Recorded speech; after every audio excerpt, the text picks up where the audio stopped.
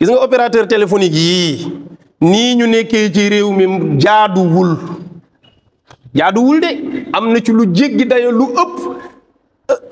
maanaam li ci ne ci ay xeeti arnaque kenn mënu la koo wax.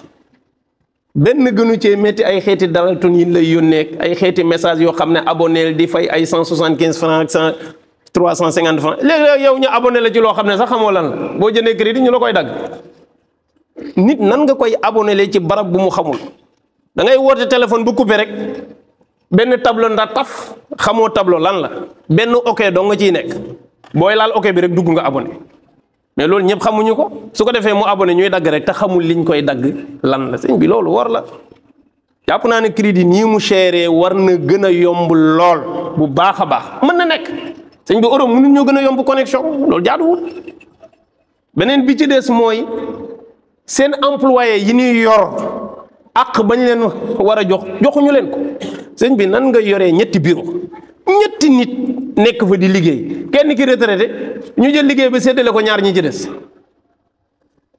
parce que bëggoo embauché keneen bi fii ñetti bureau la kenn retraité ñu jël liggéey bi séddale ñaar ñi te du ñu yokk seen salaire embauché waatal keneen sawaruñu embauché da ngay gis benn nit benn agent nekk fa di liggéey ñu chargé ko liggéeyu ñetti nit te moom it liggéey bi mi ngi ci gis boppam parce que ci lay dundal njabootam du bàyyi ala kulli xaal mi ngi ciy gis boppam waaye nag ñu ngi koy lor heure boo ko yokkalee war ngaa yokk salaire am te sax li gën mooy nga embauché keneen ndax day tax ñi taxawaalu ci biti mën a wàññeeku tuuti benn nit di occuper ñaari fonction sax gënul ku fa jógee nañu wutaat keneen ñu dugal ko fa loolu moo jaadu su ko defee yooyu nag jàpp naa ne taxawaay yu rëy la